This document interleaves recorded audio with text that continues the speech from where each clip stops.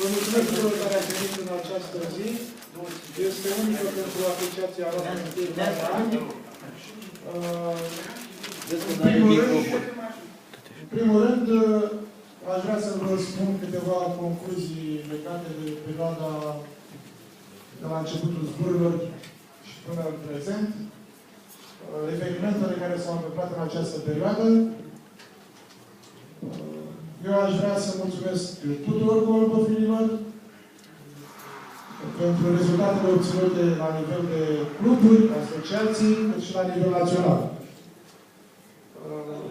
Din rezultatele obținute, ce aș putea să vă spun la nivel național, cred că suntem, dacă nu primul, poate în primele 3 locuri la nivel de țară ca asociație, ca rezultate. S-au obținut un număr de 5 cupe naționale la nivel de asociație și un număr de 19 cupe de locul 1, 2 și 3 la nivel național. Inclusiv încă 2 cupe obținute la Harkov, acela semi-național. În această perioadă, eu sper că au fost și o serie de disensiuni între noi membri, între cluburi, între conducere, între reprezentanții cluburilor. Să sperăm că acestea sunt trecătoare și să nu se mai întâmple în viitor. Au apărut o serie de reglementări în această perioadă. A fost un an în care au avut și alegerile, care putem ști și dumneavoastră, odată cu dispoziția națională de la Târgu Mureș. Au fost și alegerile generale, care am fost și noi reprezentanți de 6 delegați. Ce aș putea să vă spun? Am obținut un post în Comisia de Disciplină prin mine și unul prin un Guram Levin ca următor în cadrul Comisiei Naționale Sportive. Ceea ce pentru județul nostru se pare că este un lucru bun, pozitiv, pentru viitorul asociației noastre. În cadrul festivității de premiere de la Târgu Mureș a fost prezent și Ministrul Tineretului și Sportului, a participat și la ora dintre premieri. Am rămas cu convingerea și noi, reprezentanții FCPR-ului și Ministrul, că cât de curând ne vom afilia la Ministerul Sportului.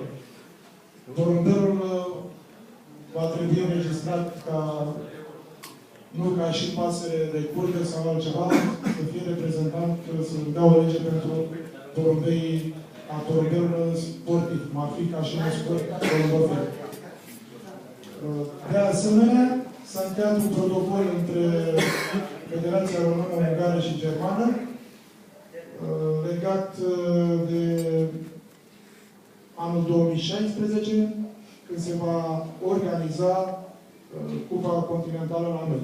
Și de asemenea și promisiunea pentru anul 2018 să se organizeze Olimpiada la noi, deci doar tot la Târgu Mureș. Cu această ocazie aș vrea să începem premierea. Ar fi multe de spus, ar fi multe de discutat, legate și de zboruri și de planurile de zboruri care ne așteaptă în viitor, dar toate le vom face împreună și vom merge și peste bune și peste rele. Emile, aș ruga să fiți să înceapă premiera. Vă mulțumesc!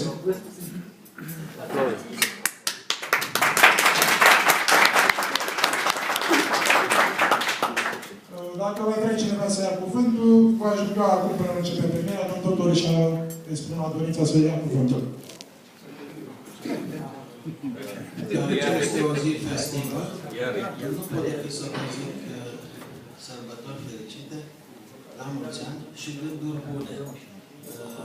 Aș vrea să subliniez un lucru esențial, că, indiferent profesia pe care o avem fiecare, Aici sunt toți și din această egalitate ar vrea să înțeleagă toată lumea că atât conducerea cât și fiecare membru în parte trebuie să aibă dreptul la cuvânt, dreptul la sport, cinstit, corect și fără patimă. Încât doresc în continuare să aveți un an cu bucurii și cu deosebire totul va decurge bine dacă conducerea asociației va marșa alături de fiecare dintre noi. La mulți ani! Mulțumesc!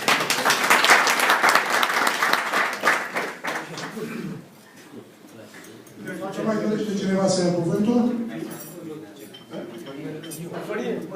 Piticule, calitatea de campion național. Dacă nu haideți să trecem la festivitatea de premiere, începem, bineînțeles, cu prima categorie, categoria de viteză. Locul întâi viteză matur. Se acordă columbofiului Lenaru Cristi.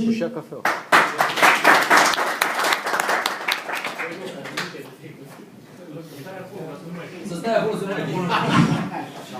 Trece așa, să ții un scaun. Stai acolo. Vrei să ții un scaun așa?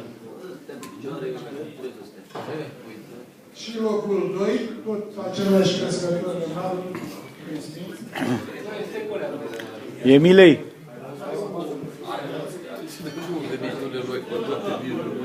Emilei, ești la lumină, Emile. Emilei.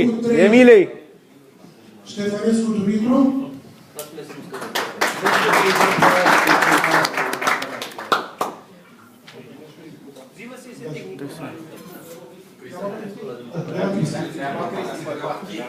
Avem și diplome pentru următorii 7 crescători, deci până la locul 10. Bineînțeles, sunt diplome pentru toate categoriile și toți porumbei și crescători lui Emil să iese mai încoasă. Doresc să-și lea, să iese, să le dea colea. La tehnici și ne va da la fiecare parte. Deci eu vă citesc și pe următorii 10, locul 4, următorii 7, locul 4, Lenaru Cristi, locul 5, Lenaru Cristi,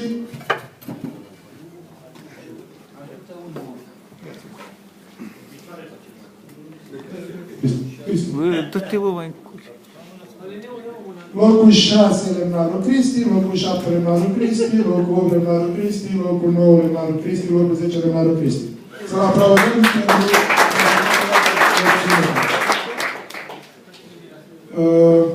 categoria viteză tineret, bineînțeles, locul 1, 2 și 3 sunt ocupate de aceleași crescători Lenaru Cristi.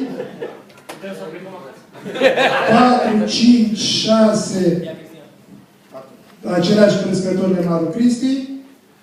Locul 8, locul 7 Popescu Marius, locul 8 Angel Ion, locul 9 Dinică Savu și locul 10 tot Dinică Savu.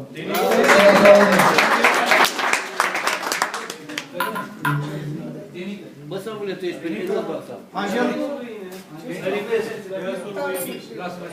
Următoarea categorie, categoria viteză pui,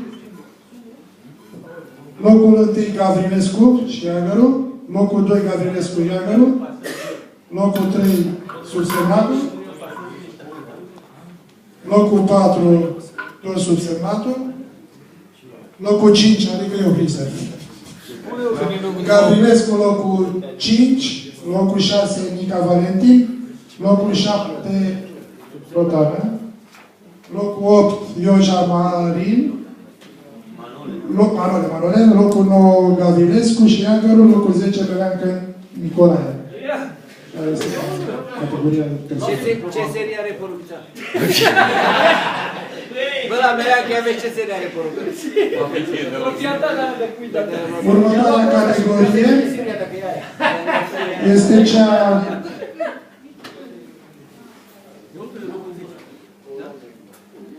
ca să treacă mai repede, haideți să strigăm doar primele 3 locuri și următoarele le dăm între timp la ceilalți. Deci la categoria viteză crescător, locul Lenaru, Locul 2, Ștefănescu Dumitru.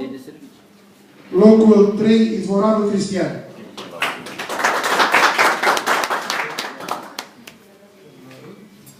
Ștefănescu și Izvoranu. Următoarea categorie este cea... Cum?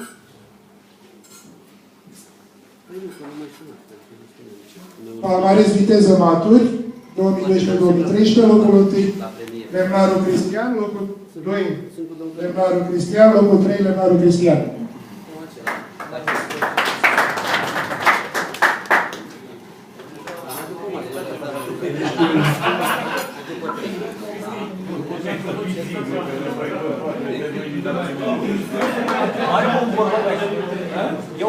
Categoria Palmares Viteză Tineret. Avem doar 2 diplome. Locul 1, Nedelcu Florin și locul 2, Mica Paul.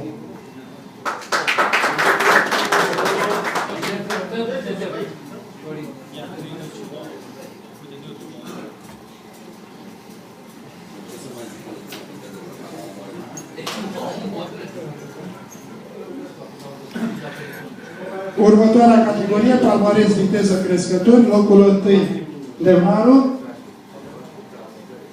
locul 2, Mica Valentin și locul 3, Ștefănescu Dumitru.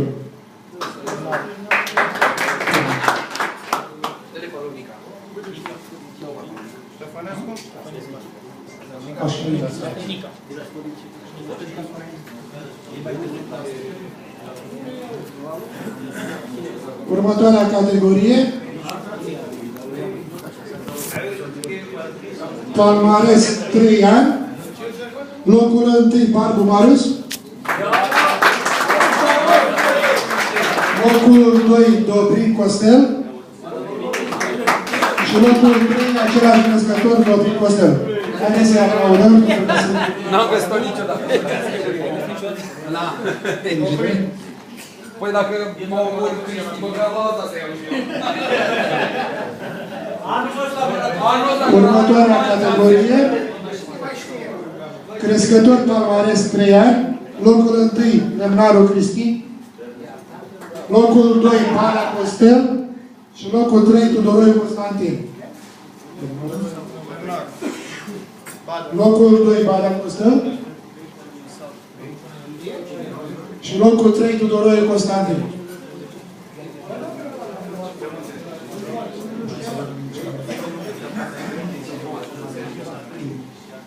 Următoarea categorie este cea de uniform maturi.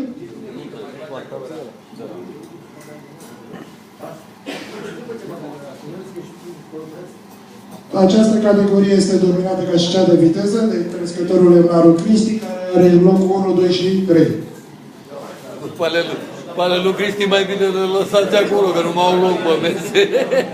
Să dăm de la 2-3. Care a avut rezultate foarte bune și la nivel național, obținut locul 1 și locul 2 și locul 3 și la crescători și la porumbei. Care a adus o contribuție importantă la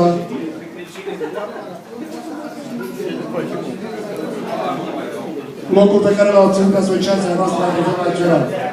Categoria de uniform tineret, de asemenea, locul 1, 2 și 3, ocupate de același crescător, Lemnaru Cristi.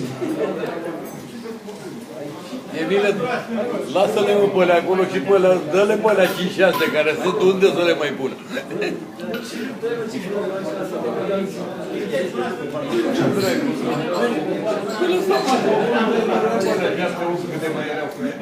Categoria de uniform crescător, locul 1, Lemnaru Cristi,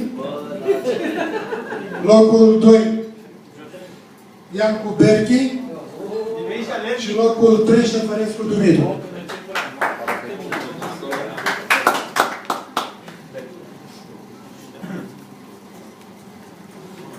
Să spui și mie o serie, poate fi împreună.